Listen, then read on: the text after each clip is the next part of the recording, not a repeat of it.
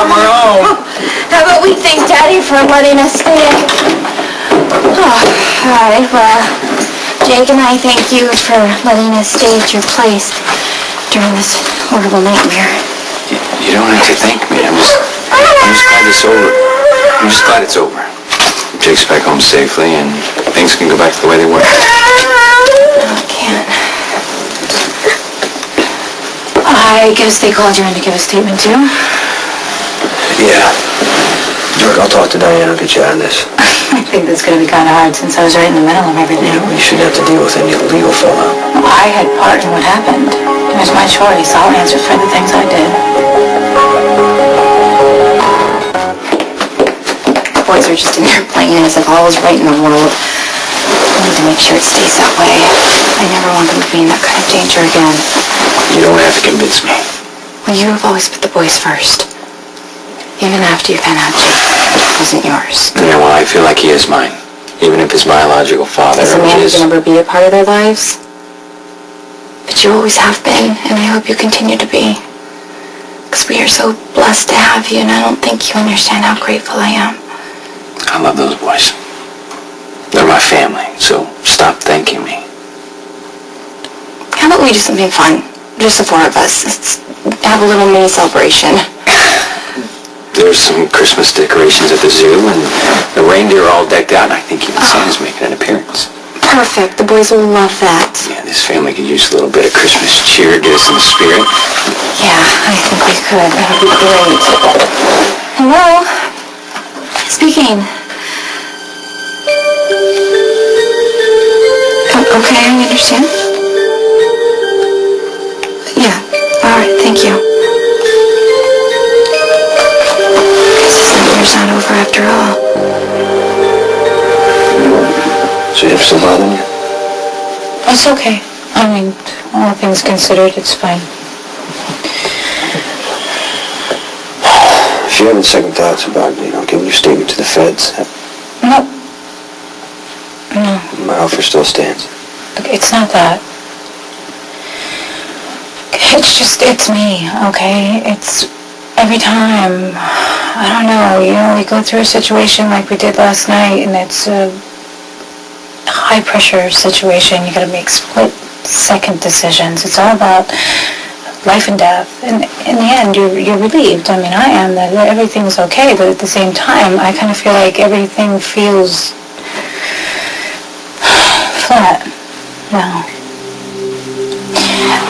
like at the end of Wizard of Oz, when everything just goes black and white? Of course not. You've probably never seen The Wizard of Oz, so you have no idea what I'm talking about. Yeah, I do.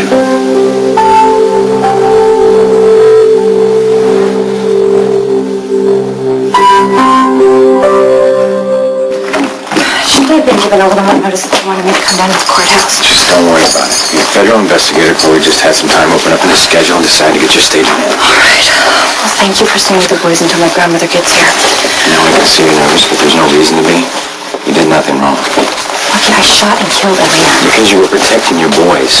Nobody's going to question that. All the investigator wants is to go over the facts. Yeah, and I'm going to have to explain why Jake almost died because of me. Okay, you can't blame yourself.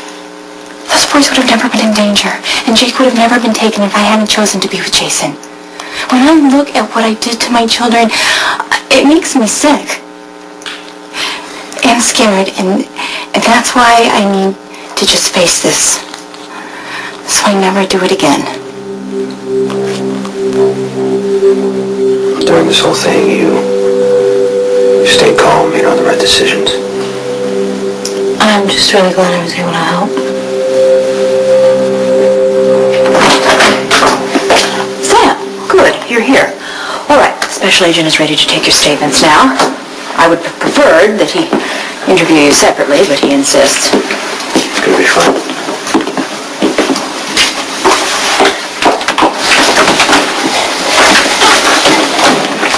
Jason Morgan, Sam McCall, Special Agent Thomas Rayner. Right. Well, I will be outside in the hallway should you have any questions or concerns.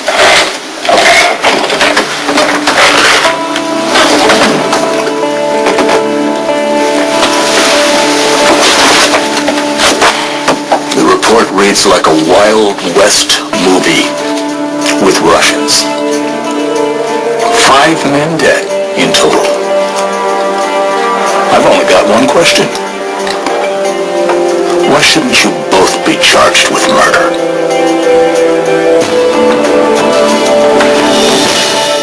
Why did you and Elizabeth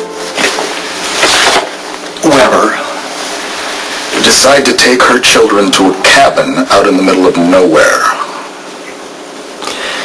I've been dating Elizabeth, and I was afraid she and her children could be potential targets. So Elizabeth and I, we blew a tire on the way up, and when we were changing it, we noticed this black van passing by, and we didn't know it at the time, but it was the Russians. They had followed us. After we managed to shoot the second one, Elizabeth went into the bedroom to check on the boys to make sure they were out of the line of fire, and she noticed that the window was open and Jake was gone. When I got to the cabin, Elizabeth came running out. She was hysterical. That's when Sam jumped in my car and told me they had taken Jake. And then Jason and I tracked the Russians down to this deserted mine, and while we were searching through the tunnels in there, I found one of Jake's shoes, which was great, and then the whole place decided to cave in, and well, we were back to square one. So we narrowed it down to a roadhouse out near the flats. And I managed to get a look inside, and that's when I saw Jake in a back room being guarded by 2 armed men. And whose decision was it to try to get the kid out on your own instead of calling the cops? Smart. Mine.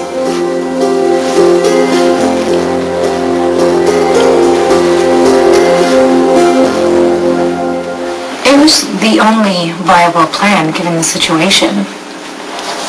You, walking into a roadhouse full of armed Russian mobsters.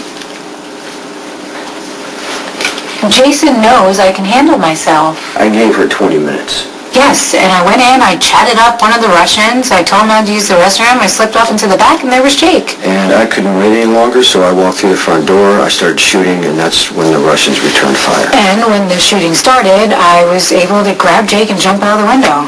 The kid was being guarded by 2 men. Where were they? Well, after the shooting started, they went to see what was going on. One of the guys I shot must have fallen and triggered the explosive device, because when that happened, I was standing near the entrance, and I was thrown back by the blast.